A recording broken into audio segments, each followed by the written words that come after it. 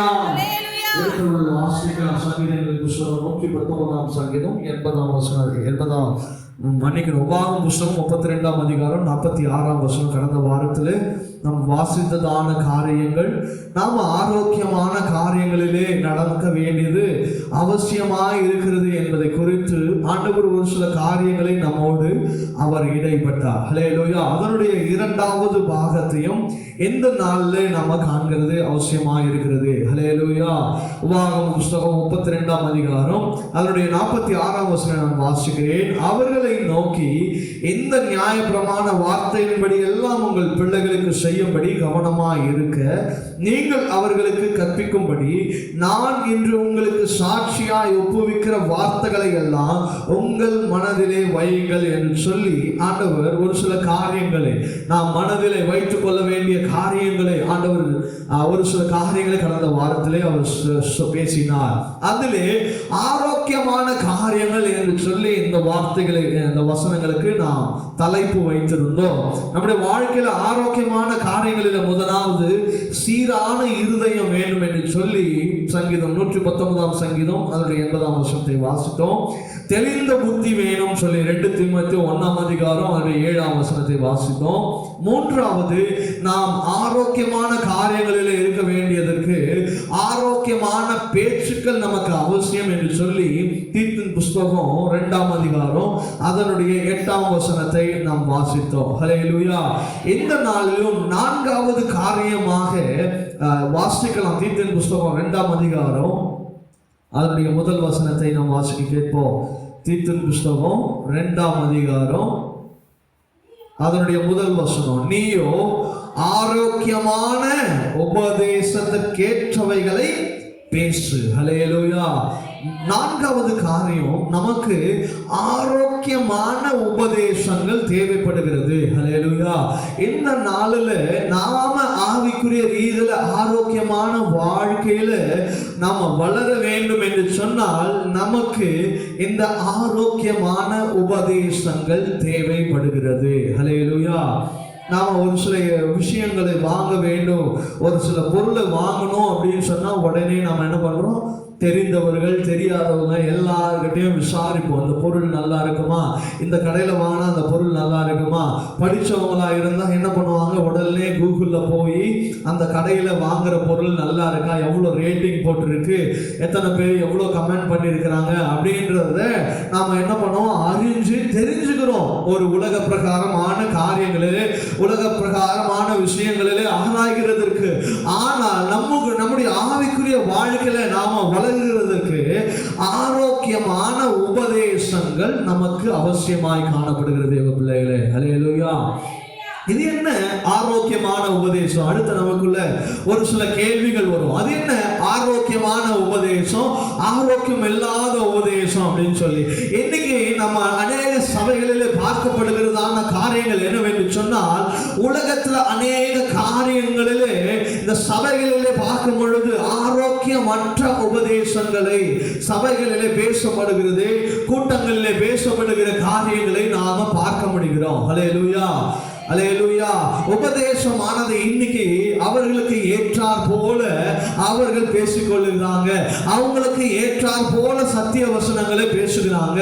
அவங்களுக்கு இஷ்டமான வார்த்தைகளை மாத்திரம் எடுத்து பேசிக்கொள்ளுகிறாங்க. அல்லேலூயா. இன்னைக்கு ஒரு ஊழியக்காரர் புல்பீட்ல நின்று கொண்டு கெட்ட வார்த்தைகள் பேசி கொண்டிருக்கிறார். ஹல்லேலூயா. அதை கேட்கறதுக்கு ஒரு கூட்டம், அதை எதிர்த்து பேசுகிறதுக்கு இன்னைக்கு என்ன இல்லை, ஜனங்கள் இல்லை. அந்த காலகட்டத்தில் ஒரு தவறான உபதேசம் சபைக்குள்ள வந்துருச்சுன்னா விசுவாசிகள் எழுந்து இந்த வசனம் எங்க சொல்லப்பட்டிருக்கிறது, இந்த வார்த்தை எங்க சொல்லப்பட்டிருக்கிறது என்று சொல்லி சபைகளில் எழுந்து நின்று கேட்ட காரியங்கள் உண்டு. ஆனால் இன்றைக்கு உபதேசங்கள் என்ன பேசினாலும் சரி, ஊழியக்காரங்க என்ன பேசினாலும் சத்திய வார்த்தை தான் சொல்லி இன்னைக்கு நிறைய சபைகளிலே உபதேசங்களுக்கு, சத்தியங்களுக்கு, வார்த்தைகளுக்கு என்ன பண்றது இல்ல, முக்கியத்துவம் கொடுக்கப்படுகிறது அல்லவே அல்ல. ஹல்லேலூயா.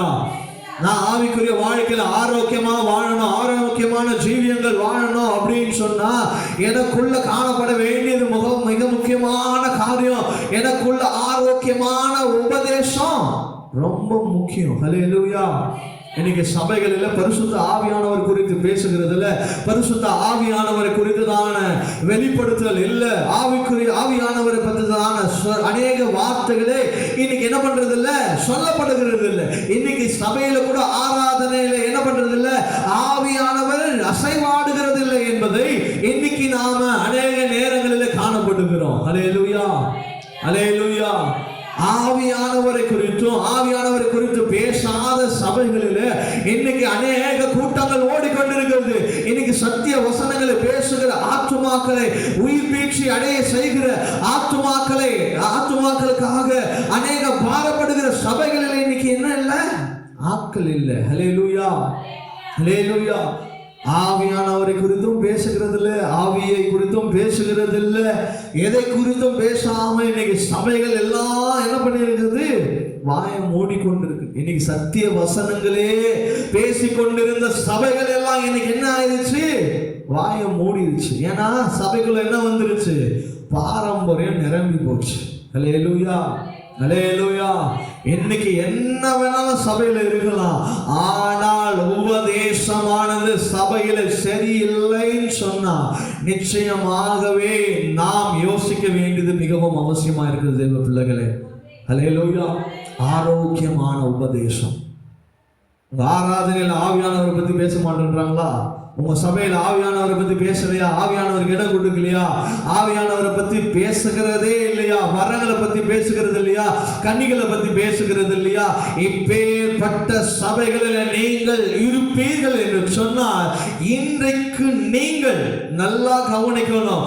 இன்னைக்கு அந்த சபைகளை விட்டு நீங்கள் வெளியேறுவது அவசியம். அல்லேலூயா, அல்லேலூயா. உங்க ஆவிக்குரிய வாழ்க்கையில உங்களை வளர்ச்சி அடையாத குன்றி வைத்திருக்கிற சபைகளில் நீங்கள் இருப்பீர்கள் என்று சொன்னால் இன்றைக்கு உங்கள் ஆரோக்கியமான ஜீவியங்கள் இன்னைக்கு ஒன்றும் இல்லாம போயிடும். அல்லேலூயா, அல்லேலூயா. இன்னைக்கு சபையை விட்டு போகிறது, வழி விலகி போகிறது, பிள்ளைகள் எல்லாம் சத்திய வசனங்களுக்கு கீழ்ப்படுகிறது இல்லை, பெற்றோருக்கு கீழ்ப்படுகிறது இல்லை. ஏன் இப்பேற்பட்ட காரியங்கள் நடக்கிறது என்று சொன்னா, ஏன்னா உங்க வாழ்க்கையிலும் சரி உங்களுடைய ஆவிக்குரிய ரீதியிலே யார் கிரியை செய்யவில்லை என்று சொன்னார், ஆவியானவர் கிரியை செய்யல. அல்லேலூயா, அல்லேலூயா. எந்த இடத்துல ஆவியானவர் இருக்கிறாரோ அந்த இடத்துல விடுதலை உண்டு, அந்த இடத்துல கிருபையின் வரங்கள் கிரியை செய்யும். இன்னைக்கு அப்பேற்பட்ட காரியங்களை இன்னைக்கு சபைகளிலே செய்யப்படாத காரியங்கள் நடந்து கொண்டிருக்கிறது. அப்பேற்பட்ட உபதேசங்களுக்கு நீங்கள் அடிமை ஆகாதபடிக்கு நீங்கள் எச்சரிக்கையாயிருக்கும்படி இன்னைக்கு சத்திய வசனங்கள் உங்களுக்காக புலப்படுகிறது. ஹல்லேலூயா, அல்லேலூயா. ஆவியானவரை பத்தி பேசலையா, எச்சரிக்கைங்க. ஆவியானவரை குறித்து பேசலையா, எச்சரிக்கைங்க. ஆவியானவர் உங்க சபையில கிரியை செய்யலையா, எச்சரிக்கைங்க. உங்க சபையில ஆவியானவரை குறித்து பேசவே மாட்டாங்களா, எச்சரிக்கையாயிருங்க. அப்பேற்பட்ட உபதேசங்களுக்கு நீங்க விலக்கி காத்திருக்கணும். அல்லேலூயா, அல்லேலூயா. இன்னைக்கு நானே இந்த சபையில ஆவியானவரை குறித்து பேசவில்லையோ, ஆவியானவரை குறித்து ஏதோ நான் வரங்களை குறித்து மற்ற காரியங்களை குறித்து எச்சரிக்கையாய் சொல்லப்படலையோ, அன்றைக்கு நீங்க என் சபைக்கு வரவேணாம் நான் உங்களுக்கு சொல்லுவேன். ஹல்லேலூயா, ஹல்லேலூயா. ஆண்டவர் நம்மளை அப்படி விட மாட்டார். ஹல்லேலூயா. ஆவியானவர் நமக்கு மிகவும் அவசியம். ஆவியானவர் உபதேசங்கள் நமக்கு அவசியம். இன்னைக்கு ஆவியானவரை குறித்து பேசுகிறதற்கு அநேக சபைகள் கூச்சப்படுகிறது. ஆவியின் வரங்களை குறித்து பேசுகிறதற்கு, ஜனங்களை வழி நடத்துகிறதுக்கு அநேக சபைகள் வாய்களை மூடிக்கொண்டிருக்கிறது. இன்னைக்கு சபைகள் அந்நிய பாஷையின் ஆவிகளை பேசக்கூடாதபடிக்கு அநேக விசுவாசிகளின் வாய்களை கட்டப்பட்ட சபைகளாக அநேக சபைகள் இன்னைக்கு காணப்பட்டு கொண்டிருக்கிறது. அந்த சபைகளுக்கு ஆண்டவர் இன்னைக்கு எச்சரிக்கையான வார்த்தைகளை சொல்லுகிறது. என்னவென்று சொன்னா, இப்பேற்பட்ட சபைகளை நீங்க உட்கார்ந்து ஆராதிப்பீங்கன்னு சொன்னா அந்த சபை ஆவி இல்லாத சபை, ஒரு செத்த சபையாக காணப்படும். அல்லேலூயா, அல்லேலூயா. ஆனா இன்னைக்கு நிறைய சபைகள் ஆவியானவரை குறித்து பேசுகிறது. தமிழ்நாட்டில் விசேஷமா ஆவியானவர் இல்லாத சபைகள் அநேகம் கிடையாது. அல்லேலூயா. ஒரு சிலர் இன்னைக்கு பார்த்தீங்கன்னா ஒரு 175% வரை ஆகும். எல்லா சபைகளும் ஆவியானவரை குறித்து பேசுகிறாங்க. அல்லேலூயா. குறைந்தபட்சம் ஒரு 20%. அப்பேற்பட்ட விசுவாச சத்தியங்களுக்கு நீங்கள் எச்சரிக்கையாக இருப்படி இந்த காலை வேளையில் கர்த்தர் நம்மோடு இடைப்பட்டு கொண்டிருக்கிறார். ஹல்லேலூயா. அதே தீத்து புஸ்தகம் 1ஆம் அதிகாரம் 9ஆம் வசனத்தை நாம் வாசிக்க கேட்கலாம். ஆரோக்கியமான உபதேசத்தினாலே புத்தி சொல்லும், எது பேசுகிறவர்களை கண்டனம் பண்ணமோ இருக்கும்படி நான் போதிக்கப்பட்டிருக்கிறதுக்கு ஏற்ற உண்மையான வசனத்தை நன்றாய் பற்றி கொள்கிறவனுமாய் இருக்க வேண்டும். ஹல்லேலூயா. இன்னைக்கு ஒரு ஆரோக்கியமான உபதேசம் என்ன அப்படின்னு சொன்னா, புத்தி சொல்லுகிறதான உபதேசம், கடிந்து கொள்ளுகிறதான உபதேசம். இதுதான் எப்பேற்பட்ட உபதேசம்? ஒரு ஆரோக்கியமான உபதேசம். ஹல்லேலூயா. இன்னைக்கு சபைகள் எப்பேற்பட்டதான உபதேசங்கள் குறைந்து கொண்டிருக்கிறது. அநேக ஊழியக்காரங்க என்ன பண்ணுகிறது இல்ல, அப்பேற்பட்ட உபதேசங்களை பேசுகிறது இல்ல, புத்தி சொல்லுகிறது இல்ல. பிள்ளை தப்பு பண்ணுதா, அவங்க என்ன பண்ணுகிறது இல்ல, அந்த பிள்ளைய கூப்பிட்டு புத்தி சொல்லுகிறது இல்ல.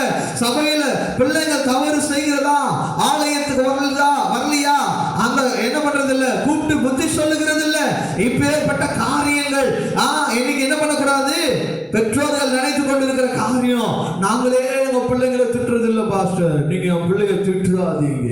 என்னது, நாங்களே என் பிள்ளைய திட்டுறது இல்ல, நீங்க என் பிள்ளைய திட்டிடாதீங்க. அப்புறம் ஏதாவது பண்ணிப்பான், எதையாவது செஞ்சுப்பான், எங்கேயாவது ஓடி போயிடுவான், எங்கேயாவது கண்காண தேசத்துக்கு ஓடி போயிடுவான். இப்பேற்பட்ட காரியங்கள் இன்னைக்கு அநேக விசுவாச குடும்பங்களிலும் அநேக சபைகளிலும் நடந்து கொண்டிருக்கிறது. பாஸ்டருக்கு என்ன பயம்னா, ஐயோ நான் எதையாவது சொல்லிட்டேன்னா இந்த விசுவாசி என்ன பண்ணிரும், சபையை விட்டு ஓடிரும். இப்பேற்பட்ட உபதேசங்களுக்கு நம்ம ஏதாவது சத்தியத்துக்கு கடினமான உபதேசங்களை பிள்ளைகளுக்கு சொன்னா அந்த பிள்ளை என்ன பண்ணாது, மறுபடியும் சபைக்கு வராம போயிடும். நீ இப்படி பொத்தி சபையை உன் பிள்ளைகளை நீங்க வச்சுக்கிறதுக்கு அந்த பிள்ளை உன் சபையில் இல்லாம போகிறதே நல்லது. ஹல்லேலூயா. ஏன்னா அந்த ஆத்துமாவை குறித்து தேவனிடத்தில் அவருடைய வருகையில யார் கணக்கு சொல்லணும்? நாங்கள் தான் ஆண்டவரிடத்துல கணக்கு சொல்லணும். இந்த பிள்ளை உபதேசத்துல நடந்தது, இன்னைக்கு இப்பேற்பட்ட காரியத்துல வளர்ந்து இருக்கிறது, இதுக்கு என்ன சொல்ல போறேன்னு சொல்லி ஆண்டவர் யாரை பார்த்து கேட்பாரு? ஊழியக்காரங்க தான் பார்த்து கேட்பாரு. ஹல்லேலூயா. ஹல்லேலூயா. ஹல்லேலூயா. எவனிடத்தில் அதிகமாய் கொடுக்கப்பட்டதோ அவனிடத்தில் அதிகமாய் கேள்வி கேட்கப்படும். உங்களை குறித்து எல்லாம் நான் தான் ஆண்டவர்கிட்ட பதில் சொல்லணும். ஒரு தேவ ஊழியர்களும் அவங்க சபைகளை வருகிறதான ஒவ்வொரு ஆத்துமாக்களுக்கும் அவங்க தான் உத்தரவாதம்.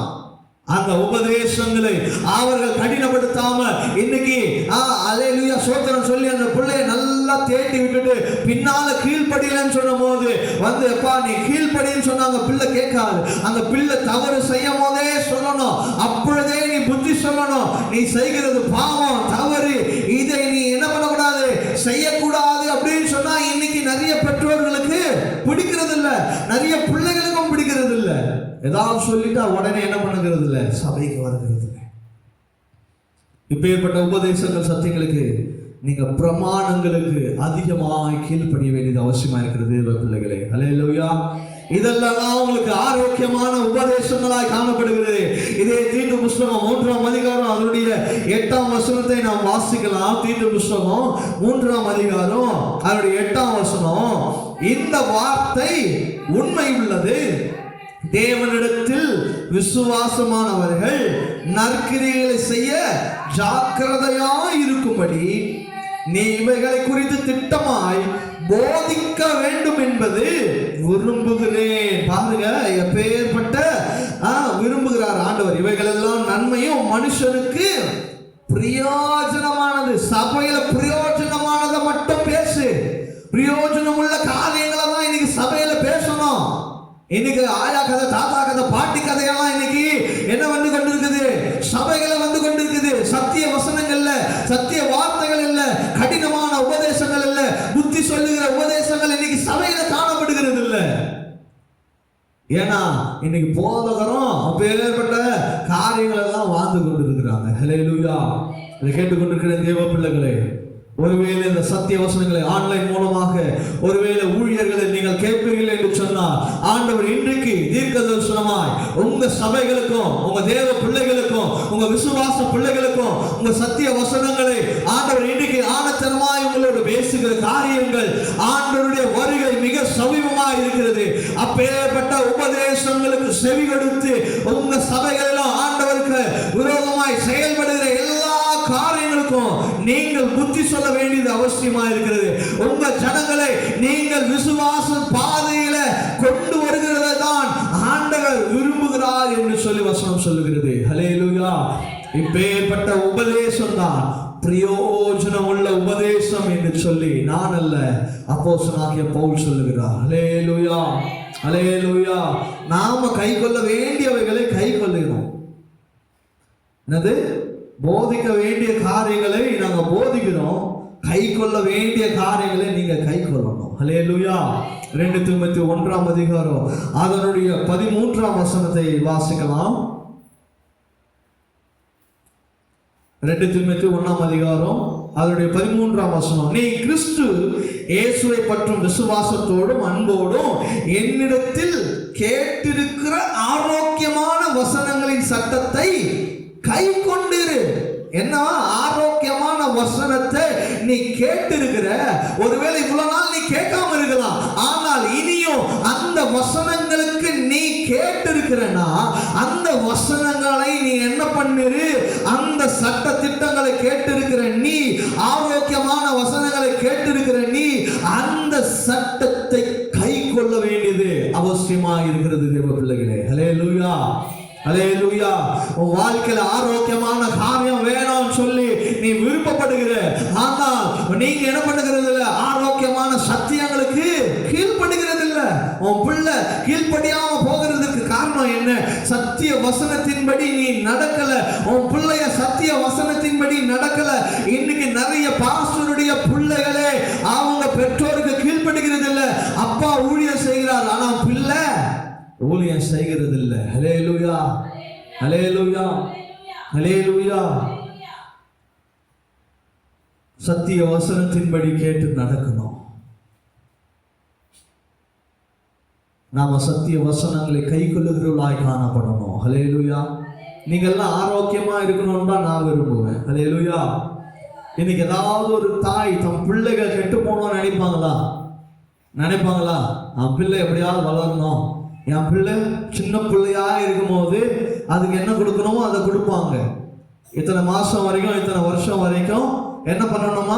அந்த குழந்தைக்கு பால் கொடுக்கணும், அதுக்கு மேலே கொஞ்சம் கொஞ்சமா உணவு கொடுக்கணும், அதுக்கப்புறமா இட்லி தோசை, அப்புறம் நல்ல காரம் சாப்பிட்ற மாதிரி கொடுப்பாங்க. அதுக்கப்புறம் நல்ல உணவுகளை கொடுத்து அந்த பிள்ளைகள் ஆரோக்கியமாக வளரணும்னு சொல்லி இன்னைக்கு அநேக பெற்றோர்கள் விரும்புகிறாங்க. அதே தான் நாங்கள் விரும்புகிறோம். நாங்கள் இன்னைக்கு உங்களுக்கு தாயின் ஸ்தானத்தில் நாங்கள் இருக்கிறோம். ஒவ்வொரு ஊழியக்காரனும் ஒரு தாயின் ஸ்தானத்தில் தான் இருந்து கொண்டிருக்கிறாங்க. இன்னைக்கு உங்க பிள்ளைகளை எப்படி ஆரோக்கியமான பாதையில நடத்தணும்னு நினைக்கிறாங்களோ அப்பேற்பட்ட தாய்களாக தான் நாங்கள் இன்றைக்கு வாழ்ந்து கொண்டிருக்கிறோம். உங்களை ஆரோக்கியமான வாழ்க்கையில நாங்கள் வளர்த்தணும், ஆரோக்கியமான விஷயங்களை நாங்கள் உங்களை கொண்டு வரணும். விசேஷமாய் ஆவிக்குரிய வாழ்க்கையில நீங்க எப்படி இருக்கணும்? ஆரோக்கியமா இருக்கணும்னு சொல்லி நாங்க ஆசைப்படுகிறோம். ஹல்லேலூயா, ஹல்லேலூயா. இன்னைக்கு டாக்டர் சொல்றாங்க, உங்க பிள்ளைகளுக்கு பிபி வரக்கூடாதா, சுகர் வரக்கூடாதா, குறைந்தபட்சம் பிள்ளைகளுக்கு 1000 நாள், அதாவது குழந்தை பிறந்ததுல இருந்து 1000 நாள் வரைக்கும் அந்த குழந்தைக்கு என்ன பண்ணக்கூடாதா? ஒயிட் சுகர் கொடுக்க கூடாது. அந்த பிள்ளைக்கு இனிப்பு நாக்கில் படவே கூடாது. அதுக்கு என்ன ஆரோக்கியமான காரியங்களை கொடுக்க முடியுமோ அது வரைக்கும் தான் அந்த 1000 நாளுக்கு கொடுக்கணும். ஆனா இன்னைக்கு பிள்ளை அந்த தித்திப்பு டேஸ்ட் பண்ணிருச்சு, அது கேட்குதுன்னு சொல்லி இருக்கிறதெல்லாம் வாங்கி கொடுக்கறது, சாக்லேட் எல்லாம் வாங்கி கொடுக்கறது. அப்புறம் என் பிள்ளைக்கு பல்லுல சொத்தம் வந்துருச்சு, அப்புறம் என் பிள்ளைக்கு 10 வயசுல என்ன வந்துருச்சு? சுகர் வந்துருச்சு, பிபி வந்துருச்சுன்னு சொல்லுகிறது. உன் பிள்ளை இஷ்டப்படுகிற காரியங்களை நீ கொடுக்கிறதுனால நீ ஒருவேளை சந்தோஷப்படலாம், ஆனால் என் ஆவியானவர் எப்பொழுதும் சந்தோஷப்படவே மாட்டார். ஆண்டவர் ஒரு நோக்கத்தோட வச்சிருப்பாரு, ஆண்டவர் ஒரு நோக்கம் வச்சிருப்பாரு. உன் பிள்ளைக்கு இந்த வயசுலதான் இந்த காரியத்தை செய்யணும்னு சொல்லி ஆசைப்பட்டிருப்பாரு. ஆனால் நீ தேவனுடைய சத்தத்திற்கு செவி கொடுக்காம நீ ஒரு காரியங்களை செய்வீர்கள் என்று சொன்னா உன் பிள்ளை ஒரு காலத்துல ஆரோக்கியம் இல்லாமல் இருக்கும், ஆவிக்குரிய வாழ்க்கையில குன்றி போயிருக்கும். நீ உட்கார்ந்து கதறி கொண்டிருப்ப, ஐயோ என் பிள்ளை ஜெபம் பண்ண மாட்டேங்குது, பைபிள் வசனம் வாசிக்க மாட்டேங்குது, ஞாயிற்றுக்கிழமைன்னா எங்க வர மாட்டேங்குது, ஆலயத்துக்கே வர மாட்டேங்குது, நான் எவ்வளவு கூப்பிட்டாலும் ஆலயத்துக்கு வர மாட்டேங்குது, என்னை எதிர்த்து எதிர்த்து பேசுது. ஹல்லேலூயா, ஹல்லேலூயா. உங்க பிள்ளைகளை நீங்க ஆரோக்கியமா நடத்தணும்னா ஆரோக்கியமான உபதேசங்களின் சத்தத்திற்கு நீங்க செவி கொடுக்க வேண்டியது அவசியமா இருக்கிறது தேவ பிள்ளைகளே. ஹல்லேலூயா, ஹல்லேலூயா. அதே 1 தீமோத்தேயு 6ஆம் அதிகாரம் அதனுடைய 4வது வசனம் இப்படியாய் சொல்லுகிறது, அவன் இருமாப்புள்ளவனும் ஒன்று அறியாதவனும் தர்க்கங்களையும் வாக்குவாதங்களையும் பற்றி நோய் கொண்டவனாய் இருக்கிறான், அவைகளாலே பொறாமையும் சண்டையும் தூஷணங்களும் பொல்லாத சம்பாஷணங்களும் உண்டாகும். ஹல்லேலூயா. இன்னைக்கு தேசத்துல உண்டாகிறதுக்கு காரணம் என்ன தெரியுமா? இதுதான். அவன் எப்படி இருக்கிறான்? இருமாப்பா இருக்கிறான். என் பிள்ளை இருமாப்பா இருக்குது, எதை சொன்னாலும் கேட்க மாட்டேங்குது, நாங்க சொல்றதையே கேட்க மாட்டேங்குது. இப்பேற்பட்ட காரியங்களை தான் இன்னைக்கு பெற்றோர்கள் சொல்லுகிறத நாம கேட்க முடிகிறதா இருக்கிறது தேவ பிள்ளைகளே. ஹல்லேலூயா, ஹல்லேலூயா. உன் பிள்ளை கீழ்ப்படியணுமா? உன் பிள்ளை ஒழுக்கமா இருக்கணுமா? உன் பிள்ளை ஒழுங்கா வாழணுமா?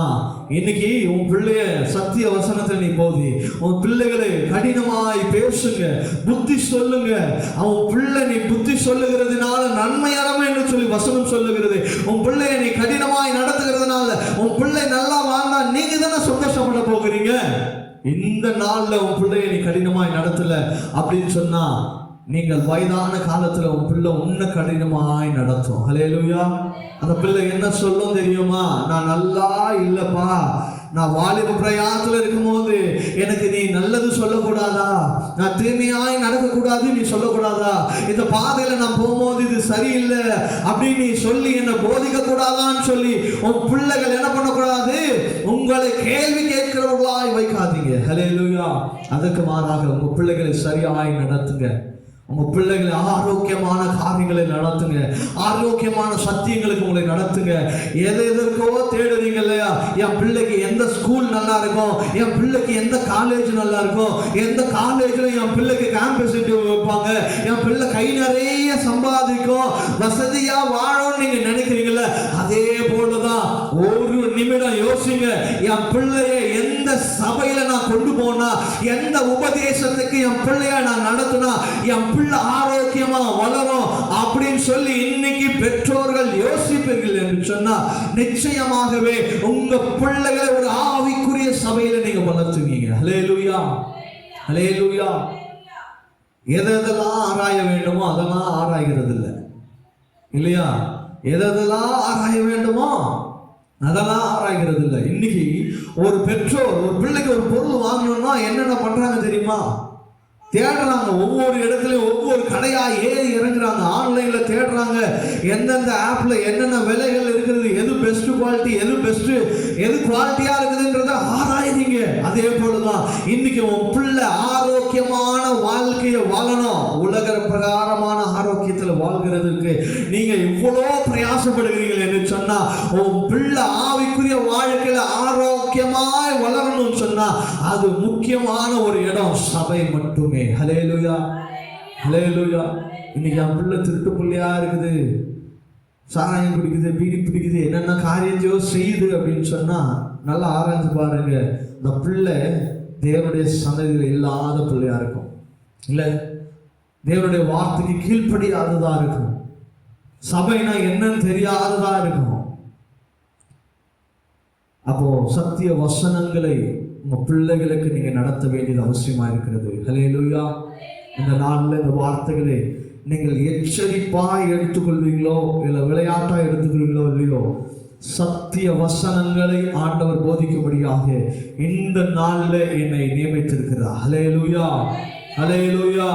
ஆரோக்கியமான காரியங்களை நீங்க நடக்க வேண்டும், ஆரோக்கியமான காரியங்களை நீங்க வளர வேண்டும் என்று சொன்னால் ஆரோக்கியமான உபதேசங்களுக்கு நீங்கள் செவி கொடுக்க வேண்டியது அவசியமா இருக்கிறது தேவ பிள்ளைகளே. ஹல்லேலூயா, ஹல்லேலூயா, ஹல்லேலூயா. அந்த சத்திய வசனங்களை ஒருவேளை உங்கள் காதுகளில் வந்து விடுமானால் இன்றைக்கு நீங்கள் நன்றாகவே ஆராய வேண்டியது மிகவும் அவசியமாய் இருக்கிறது. ஹல்லேலூயா, ஹல்லேலூயா.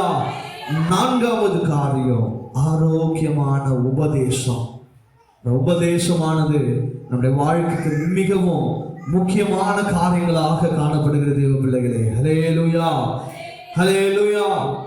ஐந்தாவது காரியம் எடுத்து வாசிக்கலாம். தீத்தின் புஸ்தகம் 2ஆம் அதிகாரம் 2வது வசனம்.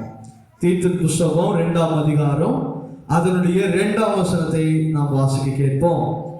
முதிர் வயதுள்ள புருஷர்கள் ஜாக்கிரதை உள்ளவர்களாகவும் நல்லொழுக்கம் உள்ளவர்களாகவும் தெளிந்த புத்தி உள்ளவர்களாகவும் விசுவாசத்திலும் அன்பிலும் பொறுமையிலும் ஆரோக்கியம் உள்ளவர்களாய் இருக்கும்படி புத்தி சொல்லு. ஹல்லேலூயா, ஹல்லேலூயா. ஐந்தாவது காரியம் ஆரோக்கியமான விசுவாசி. யாரு? ஆரோக்கியமான விசுவாசி. நாம எப்பேற்பட்டவர்களா இருக்கணும்? விசுவாசி ஆரோக்கியம் உள்ளதா இருக்கணும், குன்றினதா இருக்கக்கூடாது.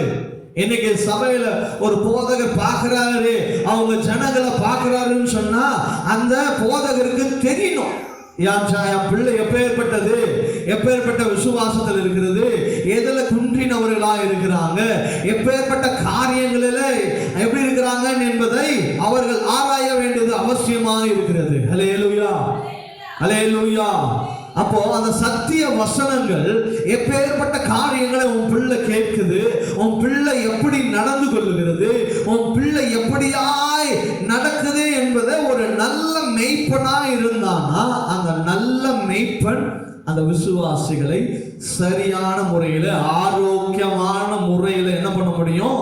வழி நடத்த முடியும். ஹல்லேலூயா. அதான் சொல்லுது, முதிர் வயதுள்ள புருஷர்களே ஜாக்கிரதை உள்ளவர்களாகவும் எப்படி நல்லொழுக்கம். இப்ப பாருங்க, வயசானவங்களே அந்த வசனம் சொல்லுது, முதிர் வயது உள்ளவர்களே நீங்க நல்லொழுக்கமா, உன் வயதான காலத்திலே நீ நல்லொழுக்கமா இருக்கணும் அப்படின்னு சொன்னா உன் வாலிப பிராயத்தில் நீ எப்பேற்பட்ட ஒழுக்கத்தின் காரியங்களில் வளர வேண்டும் என்பதை ஆராய வேண்டியது அவசியமா இருக்கிறது. உன் நல் ஒழுக்கங்களில் விஷயங்களிலே நீ சரியாய் வாழ வேண்டும். ஹல்லேலூயா. எதெல்லாம் நீ ஆரோக்கியமா இருக்கணும்னு சொன்னா எதில்? ஜாக்கிரதை உள்ளவர்களாகவும் நல்லொழுக்கம் உள்ளவர்களாகவும் தெளிந்த புத்தி உள்ளவர்களாகவும் எதில்? விசுவாசத்துல, அன்புல, பொறுமையில ஆரோக்கியம் உள்ளவர்களா இருக்கும்படி அவர்களுக்கு புத்தி சொல்லு. ஹல்லேலூயா. எப்ப பார்த்தாலும் பாஸ்டர் இதே வேலை, இதை பண்ணி அதை பண்ணி இதை செய்ய அதை செய்யன்னு சொல்லுகிறதே வேலை. ஏன்னா ஊழியக்காரங்களுக்கு நீங்க ஆரோக்கியமான விசுவாசியா இருக்கணும்ன்றது ஆசை இல்லையா?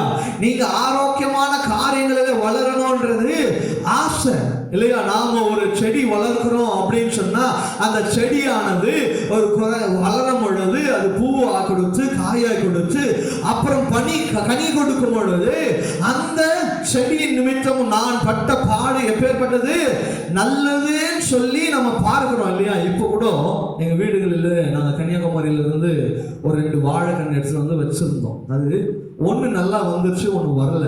ஒரே கஷ்டம், என்ன ஆண்டவரே இப்படி ஆயிடுச்சுன்னு சொல்லி அதுக்கு தேவையான காரியங்கள் எல்லாம் பண்ணேன். ஏன்னா அப்பா வச்சாரு, அது சரியா வளரல. அதை உடனே நான் எடுத்து அதை சீவி அதை நான் ஒரு சில காரியங்களை நான் பதப்படுத்தி அதை செய்யும் பொழுது அது என்ன ஆச்சு? வளர்ந்தது.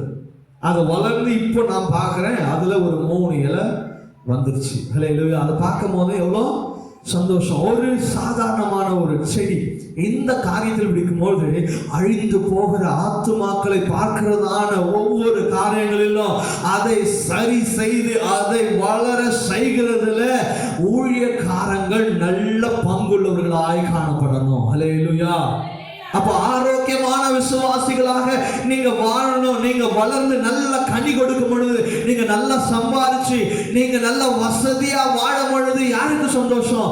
உங்களை விட உங்களை வழி நடத்துகிறதான ஊழியக்காரங்களுக்கு தான் ரொம்ப சந்தோஷம். ஹல்லேலூயா, ஹல்லேலூயா. இன்னைக்கு நிறைய சபைகளில் பார்க்கிறேன், சபை ஊழியக்காரர்களுடைய விசுவாசிகள் தான் நிறைய போராடி அநேக சபைகளில் என்ன பண்ணி கொண்டு வருகிறாங்க? ஆத்துமாக்களை அறுவடை செய்கிறாங்க. ஏன்னா அவர்களுக்கும் அந்த ஊழியத்தின் தாகம் அவங்களுக்குள்ள அந்த ஆரோக்கியமான விசுவாசியா அவங்க மாறினதுனால நான் எப்படி இருந்தனோ அதே போல அடுத்தவங்களையும் நான் என்ன பண்ணணும்? இயேசு பக்கமாய் கொண்டு வரணும்ன்றது அவங்க அறிந்திருக்கிறாங்க. ஹல்லேலூயா.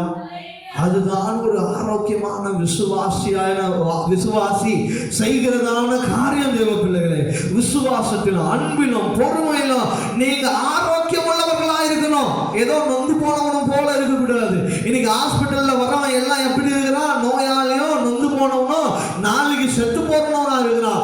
ஆனா இன்னைக்கு நீங்க ஆரோக்கியமான வாழ்க்கையில வரணும்னா ஆரோக்கியமான விசுவாசத்தை நீங்க வளரணும். அதான் ஆண்டவர் இன்றைக்கு இந்த 7 மாசங்களாக பைபிள் ஸ்டடியில விசுவாசத்தை குறித்து பேசிக் கொண்டிருக்கிறார்.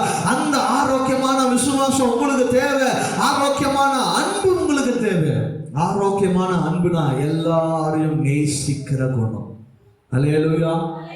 ஆரோக்கியமான பொறுமையை குறித்து நான் உங்களுக்கு பேசியிருக்கிறேன். ஒரு 2-3 வாரத்துக்கு முன்னாடி தான் இந்த காரியங்களை பேச. ஒருவேளை உங்களுக்கு அந்த காரியங்கள் வேண்டும் என்று சொன்னா நீங்க மறுபடியும் யூடியூப்ல போய் அந்த வசனங்களை கேளுங்க. நமக்கு ஆரோக்கியமான பொறுமை அவசியம்.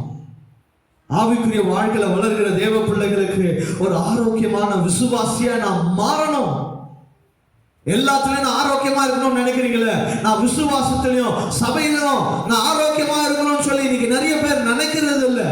நான் ஒரு ஆரோக்கியமான விசுவாசி, நான் எப்பேற்பட்டவனாய் காணப்பட வேண்டும் என்று சொல்லி வசனம் சொல்லுகிறது என்று சொன்னால் 1 பேதுரு புத்தகம் 4ஆம் அதிகாரம் அதனுடைய 7ஆம் வசனத்தை வாசிப்போம். 1 பேதுரு புத்தகம் 4ஆம் அதிகாரம் அதனுடைய 7ஆம் வசனத்தை வாசிப்போம்.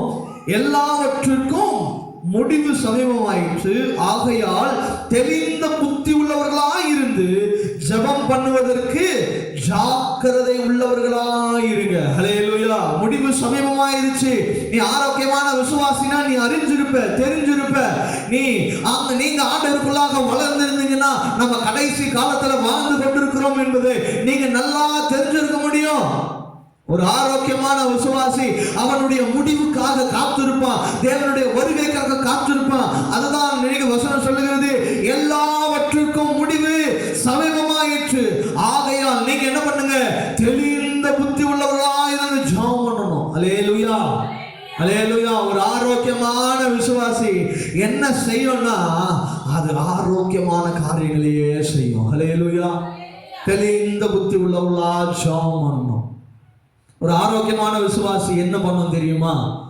அழிந்து போகிற ஆத்துமாக்கு ஜெபம் பண்ணணும், அழிந்து போகிற சபைக்காக ஜெபம் பண்ணணும், அழிந்து போகிற ஊழியக்காரங்களுக்காக ஜெபம் பண்ணணும், அழிந்து போகிற தேசத்துக்காக ஜெபம் பண்ணணும், அழிந்து போகிற அநேக காரியங்களுக்காக உட்கார்ந்து தெளிந்த புத்தி உள்ளாய் ஜெபம் பண்ணணும். ஆனால் அழிந்து போகிற விசுவாசியோ, ஆரோக்கியம் இல்லாம விசுவாசி என்ன பண்ண தெரியுமா?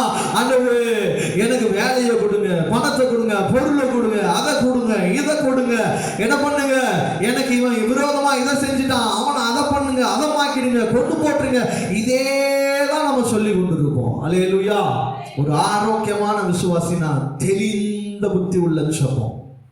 என்னது? தெளிந்த புத்தி. நீ ஆவிக்குரிய வாழ்க்கையில வளர்ந்தீங்க அப்படின்னு சொன்னா நீங்க உங்களுடைய ஜெபம் தெளிந்த புத்தி உள்ள ஜெபமாய் காணப்படும். ஹல்லேலூயா, ஹல்லேலூயா.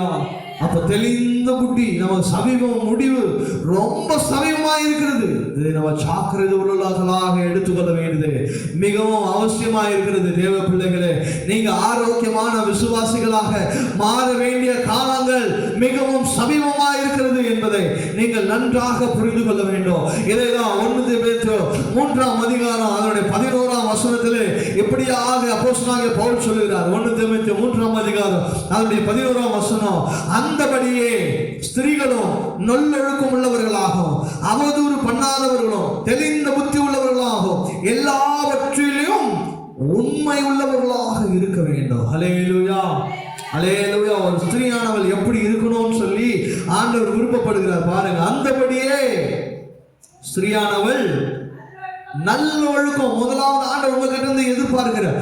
நீ ஆவிக்குரிய ஆரோக்கியமான விசுவாசியா இருக்கணும்னா ஸ்திரீகளுக்கு ஆண்டவர் சொல்றாரு பாருங்க, நீங்க நல்லொழுக்கம். முதல்ல யாருக்கு சொன்னாரு?